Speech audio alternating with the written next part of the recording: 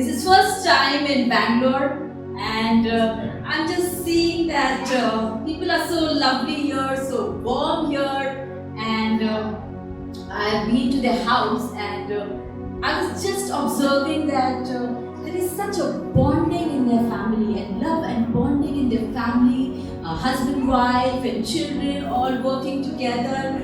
I mean, I was so blessed to see that. And Pastor has made us laugh so much right from the airport. We have been really laughing, and yesterday we just had such a wonderful time where I was just experiencing the presence of God as we entered his house, and he just started prophesying over Pastor Anita. I was just basking in his presence, and I really wanted to cry that time. Pastor keeps saying, "Do you cry?" I didn't want to say that, but yes, I cry a lot and I laugh a lot. That's me. So, thank you, Pastor. So today, I'm just going to share one of the experience one of the encounter which I had with the Lord. When I got saved. Supernaturally God saved me, and in the initial days we used to have heavenly encounters. Amen. I used to see streets of gold, whereas we were just new believers, never read Bible, nothing, and we used to go and share our experience with the pastor. And he used to say, "Oh, this is there in the Word, and this is there in the Word," and we are actually seeing it in the heavenly realm. These are the encounters we used to have, which I cherish it so much. And many a times I used to see myself in heaven as a small little girl, and Jesus is like, big and just standing beside me, holding my hand. Many times we are just facing each other, looking at each other, and just by thoughts we are communicating. In the spirit realm, we really don't need to talk, The thoughts, we can communicate through the thoughts. So we used to have a lot of encounters. It was not me, a lot of people were experiencing, all the youths were experiencing. It was like a revival happening during that time. But it so happened that over a period of time, I was just going through my challenges and my wilderness in the Lord. I used to experience his presence and the stillness, and I used to really enjoy that. So many times I used to ask the Lord these questions, and he used to answer me back.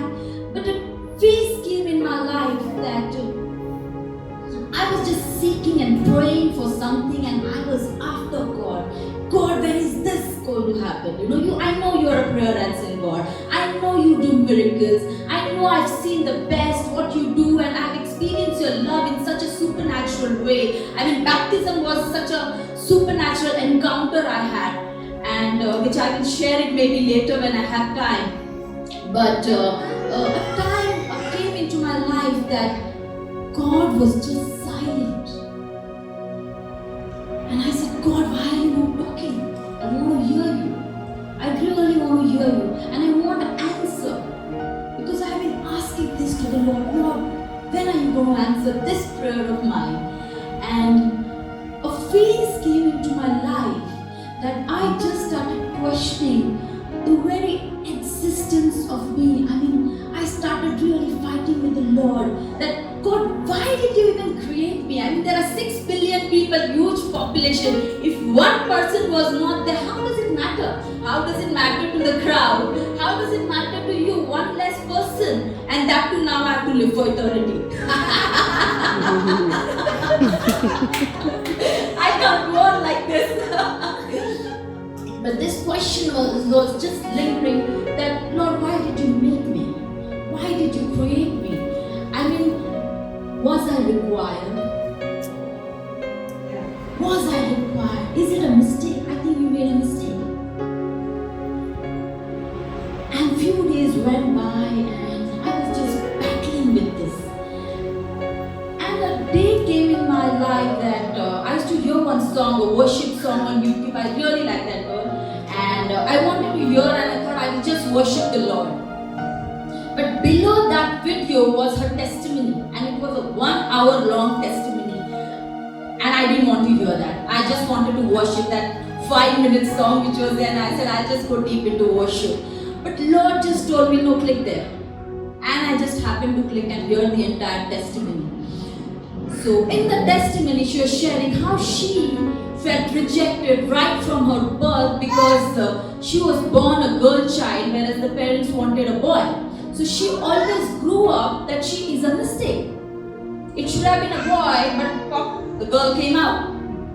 And she had these 2-3 questions right from the beginning in her heart, which she always wanted to ask the Lord, but she never dared to ask Him, but it was always lingering.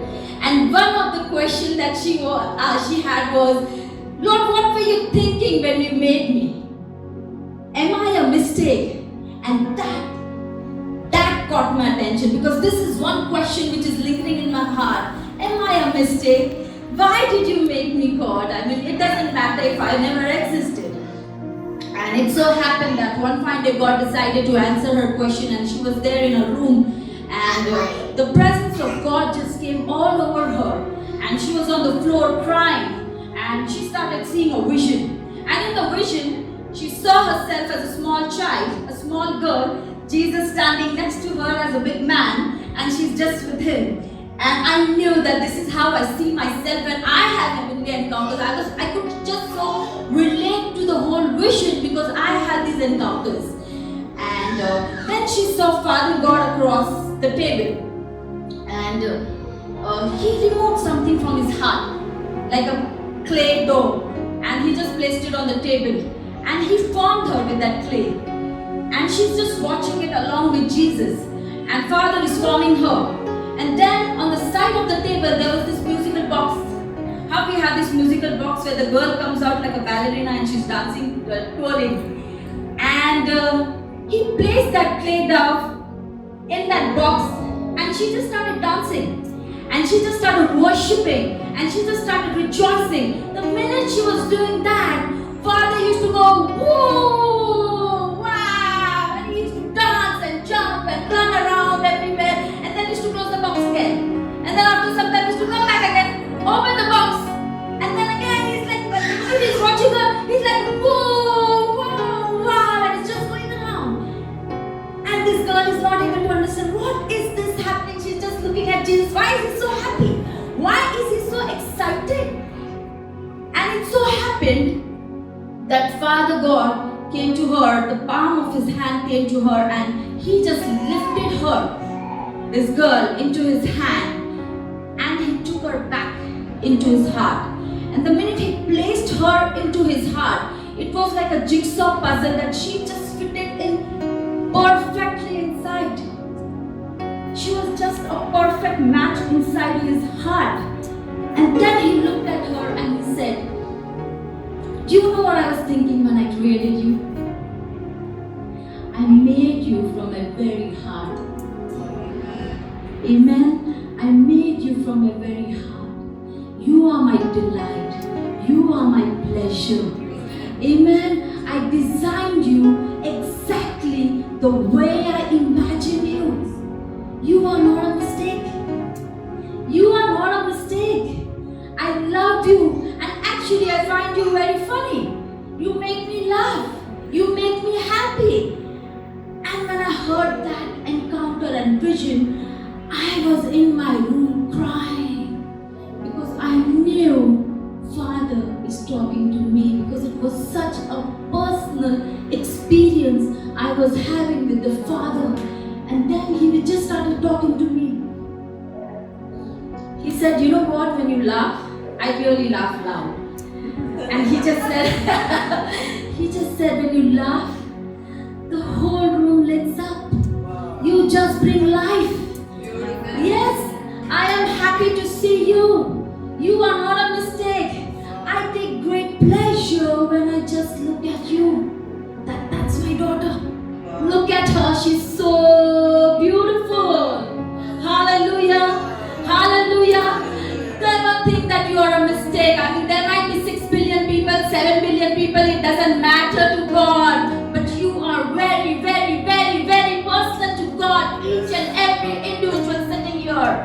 Nobody is a mistake. I mean, you can go through wilderness phases, and I mean, that was a time when I was hearing the lies of the enemy. And they just faded away. This one experience, this one encounter, and I realized, oh my God, they were all the lies that I was hearing. My Father is intimately and passionately and crazily and exclusively in love with me. Amen. And I am His princess. I am the daughter of the Most High. Amen. I am not a mistake. There can be any number of people, but I am not a mistake. Hallelujah. And Father said it was just for love. It was just for love that Jesus died. It was not for anything else. And there was one time that I asked the Father, Father, you are a God of infinite. If you are a God of infinite, then you can have infinite ways to rescue us. Right? Why the cross? Why did you have to send the Son? You are the boss. You are the master. You are the judge. You don't need the cross. You don't need to have to send your Son to die this excruciating and a humiliating death. Why, Father? You could have just chosen something else. And you know what He told me one day? That just broke my heart.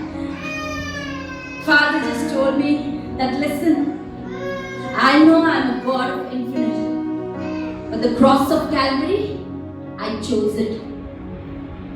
I chose it. Do you know why I chose it? Because I wanted to show it to mankind that when the Father, the Creator, loves mankind, it is not in any ordinary way. Not in an ordinary way. When the Father loves His creation, He wanted to display in a very lavish and extravagant way. Hallelujah. He displayed it on the cross of Calvary. Hallelujah. The same message, the same gospel we have been preaching again and again from generation to generation, and we never get bored. Have you noticed? We never get bored. Same dialogue. Same dialogue. It's not boring. Every time I share it, I'm excited. Amen. Amen. Every time I share it, I'm excited. And I'm filled with awe and glory. So today I just have come with this message that you are not a mistake. If this is one person who are going through a wilderness time, know this one thing, that Father is madly